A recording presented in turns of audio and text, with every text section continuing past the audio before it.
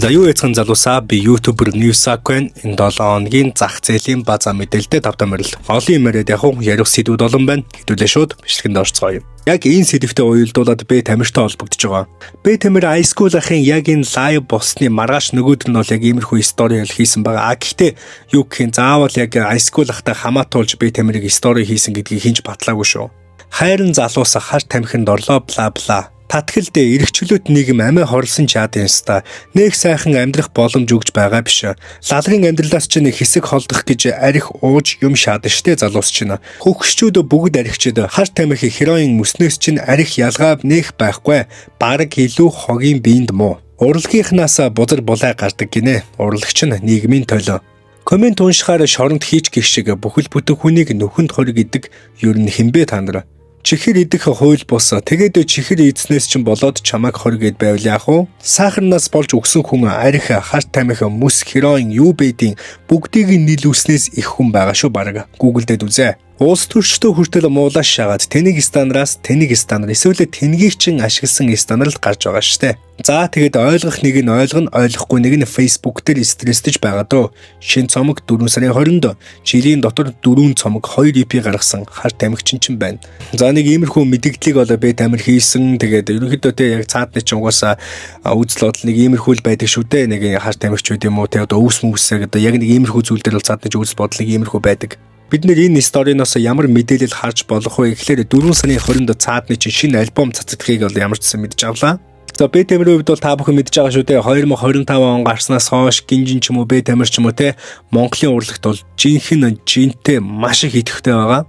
За магадгүй тамиртай холбоотой тамир Монгол дэш тоглолтоо хийх юм биш үстэй те яагаад ингэж амар идэвхтэй байгаад байна? Аль хэзээний Монголын шоу бизнесмен хүмүүстэй холбогдсон уу? Үнэ тохирцсон уу? За нэг иймэрхүү мэдээлэл бол гадуур бол мэрсэр яваад байгаа. За би бол энэ дээр ерөөхдөө өөрийнхөө үзэл бодлыг хэлчихсэн. Бэ тамир бол энэ жилдээ хараахан Монголд ирэхгүй байх. Харин дараа жил ирээд жинхэнэ бут авсан тоглолтыг төв цэнгэлт хүрээлэнд хийх баха. За нэг иймэрхүү таамаглалтай байна. За дараагийн сэдв бол Gangbang хамтлагтай холбогдож байгаа. Ялангуяа бол гангаатай холбогдож байгаа. Тэгээд саяхан Yotun INC те Yotun-гийн нэвтрүүлэгт ороод хөдлөгч Баярагийн хувьд бол Loki юу гангаа юу гэдэг асуулт асуусан байсан. Тэр хэсгийг нь ягаад ч юм нэвтрүүлгийн 10 баг гэдэг хасцсан байсан.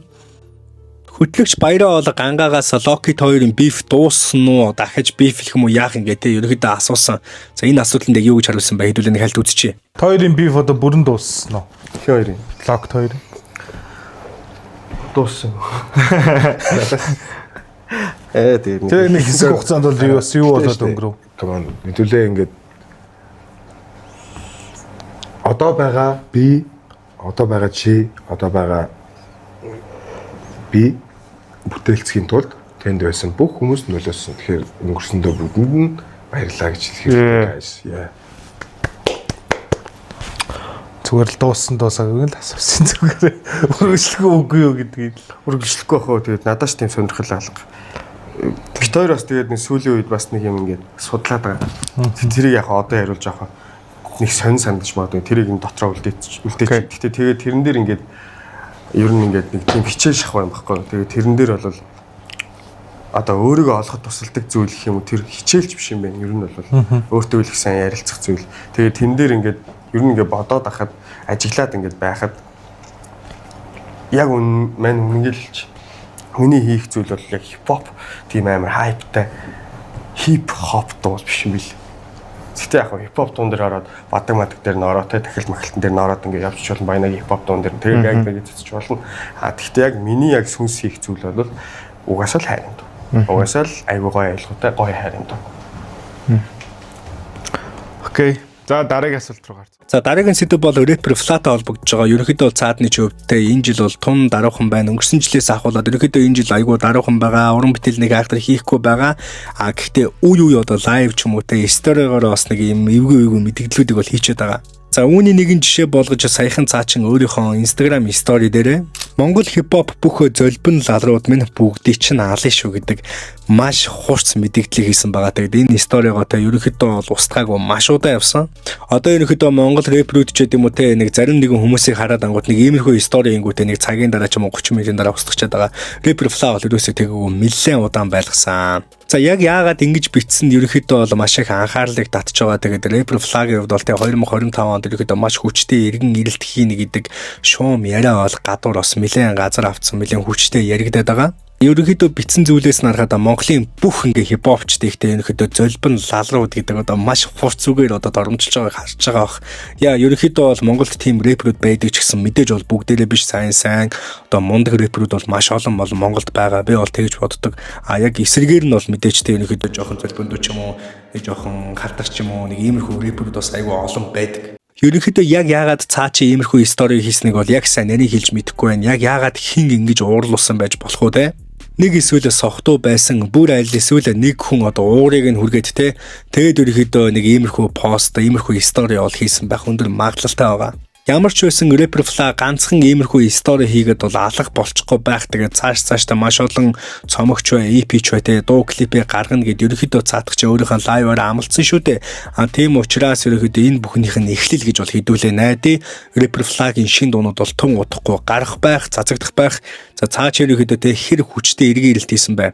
Хэдүүлээ яг одоо Rebel Flag-ийн стори биш, дуу уран бүтээл энэ бүхнийг л харгал үлдлээ. Яг энэнтэй агаар нэг би нэг иймэрхүү шоу мэдээлэл сонссон. Гэхдээ агаар нэг гэдгэнтэй цааш ерөөхдөө ийм стори хийдэг хүн амтны хараад байгаагүй шүү.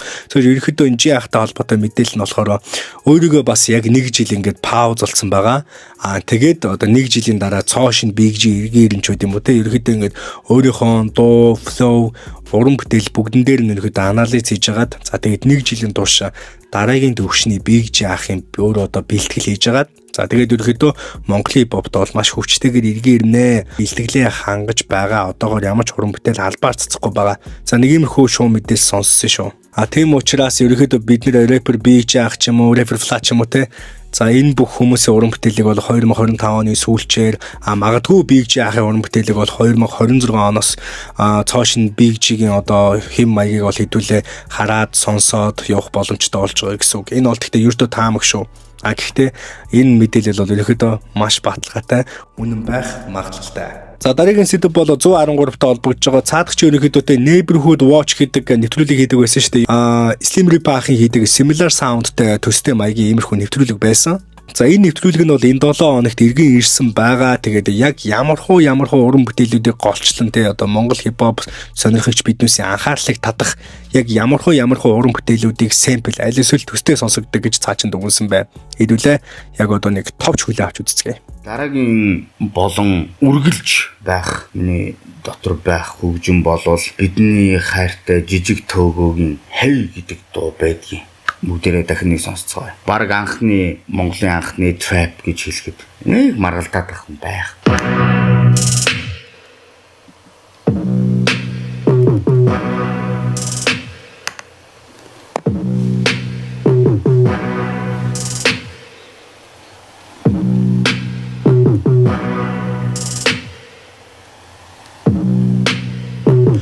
Hoi 어린 자마 hoi миний согсон амьдралаар cause I'm a bad boy. Trap in дээр бүгд хамтараа лой. Хамгийн гол нь байхад болно өөртөө гоё. Өмдөө өвдгөн дээрээ тохон. Лойчсон snapback хаашин. Харуулсан 11 миний хөлн би өмсдөггүй рашва. Сирака саян ба орта би тавин. Отана шимэн отохтасон тавин. За энэ тэгээд том юм цааш ярьдаг юм аа. Тэгээд би өгсөн тус үнэлэгдэхийг өвдсөн хүн идэхийг өнгөрсөн хүмүүс маань дурсагдахыг хүлээж байгаа юм уу? Хүлээдэг. Тэгээд үргэлж цаг минут тутамд бидэнтэй хамт байгаа гэж итгэж найдаж байгаа. Үргэлж цаг минут өдөр шөнө болон минут секунд дойлны периодны мянганы нэгдэж үргэлж хамт байгаа гэж итгэж найдсаар байна. Окей. Дараагийн бидний зүгээс дурсан санах анд нөхөр маань бол Huge World. Тийм ээ хүлгээ. Бас хурц, танхаа, итгээд, эсрэгүү маркетинг тиймэрхүү үг хэллэгтэй, чанар флоутэй, ганга айтай тиймэрхүү дуунууд хийдэг байсан л да. Punk and rap одоо хүлгээ маань шүү дээ. Нэг дууг нь бүгдээрээ сонсцгоо. Бүгд хүмүүс ер нь бол ганцлагтай хамт хийсэн Cyber болон ганцлагтай хийсэн дууг нь засгийн газар юу гэж хэлээ тэр дууг нь сонсдог баг. Миний хувьд бол Swaggy гэдэг дууг нь сонсох дуртай байгаа. Тэгээд та нар бас сонсох дуртай болох байхаа. 2019 онд цацагдсан байна. Радиогоос ирж байна. Улаанбаатарт 1 цаг 42 минут. Wonder Art Production. Baby, you can call me Swaggy.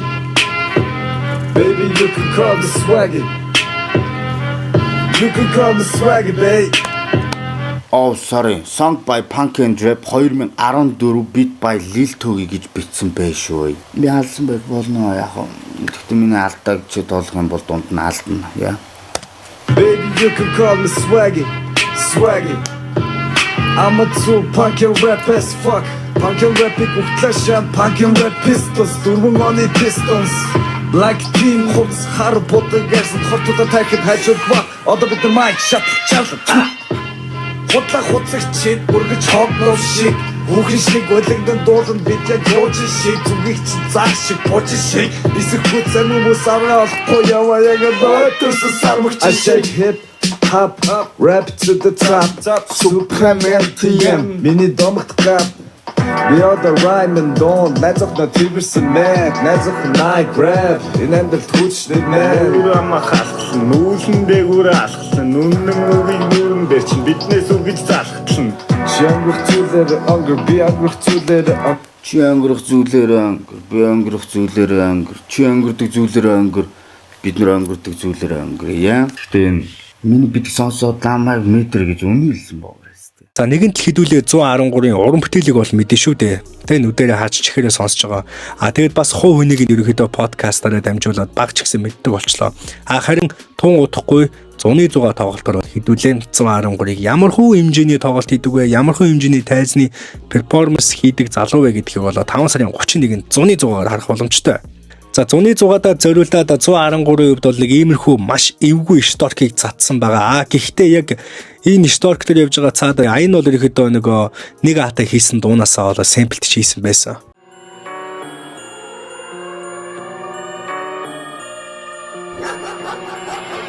Одон бод дотор ороо давхардлуур бүгд цас. Сэргийн цагаан бай цайзар ондруулаад миний дош. Дарихс дэнжимэ даагүрээс дамдарч ханы метр тайлаас дүлээстэй ялч баланцаас ярмаг дамжаа.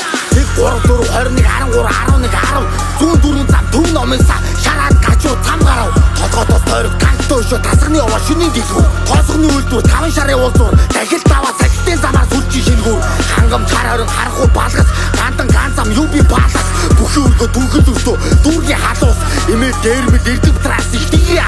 Сосолдо сапуро орбич чадвал сасар ирүүл мэдийа. Баян өшөө баруун саалаа багт ойрог 408 9 дүүрэг 21 аймаг төв цэнгэлэг хүрээлэн 2025 оны 5 сарын 31-нд хараад уушиж бүх чихэлний ханийн дигэр дуудаж зөрөх цэнгэлэн бүх түрээд автага ил содох айц хүнийг шантрал бүхнээ зуны зугаа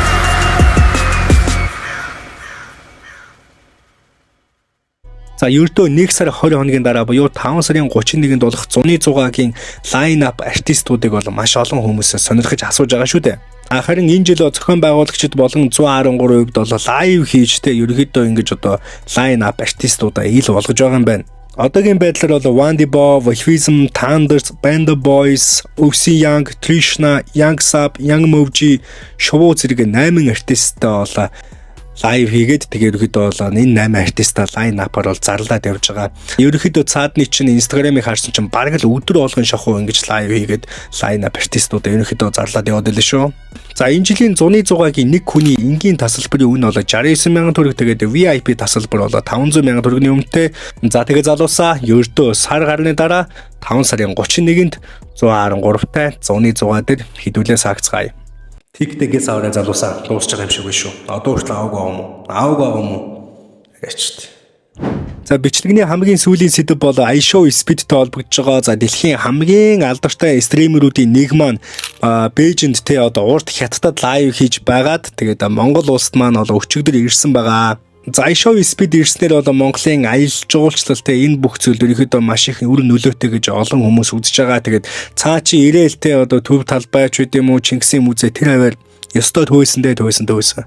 Айшоу Speed-ийн хажууд бол Монголын хамгийн их subscribe-тай YouTuber Grimix бол ерөнхийдөө бол байнга дагаж явж исэн. Тэгээд Grimix-ийн талаараа бол рэпер Хомбо маань бол нэг иймэрхүү стори хийсэн байгаа. Манай бичлэгтээ олон улсын бооцооны хамгийн том албан ёсны сайт 1xBet хамтран ажиллаж байна. Хэрв та 18 болон түүнээс дээш настай бол миний видеоны комент хэсэгт байгаа линкээр бүртгүүлэн ороод NewSac гэсэн промо кодыг ашиглан анхны депозиттоо 100% бонусыг авах боломжтой. Энэ тэнэг алыг зүгээр авч хаяач. Энийг зүгээр осорч чамааг тавих байсан юм аа хажууд нь. Арих болохгүй ч. Тэнэг юм ч ярьж чадахгүй, англиар ч чадахгүй юм шүү дээ. Entertainment wall гэсэн. Рибук хүмүүсчээд юм хоёр мэдээ суугашаад.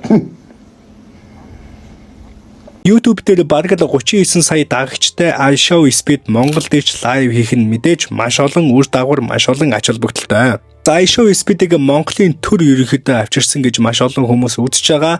Тэгээд Айшоу Speed-ийн одоо нэг улс оронд ирж лайв хийх ханш нь бол ерөнхийдөө бол $300,000 байдаг гэж байгаа. Үүн дээр бол нэмэгдээтэй онгоц одоо зочид буудалч гэдэг юм уу, хамгаалтын алба те мэдээж бол хамгийн тулцсан одоо Монголын мэдээж бүх номер нэгүүдийг бол энэ дээр бол ашиглана.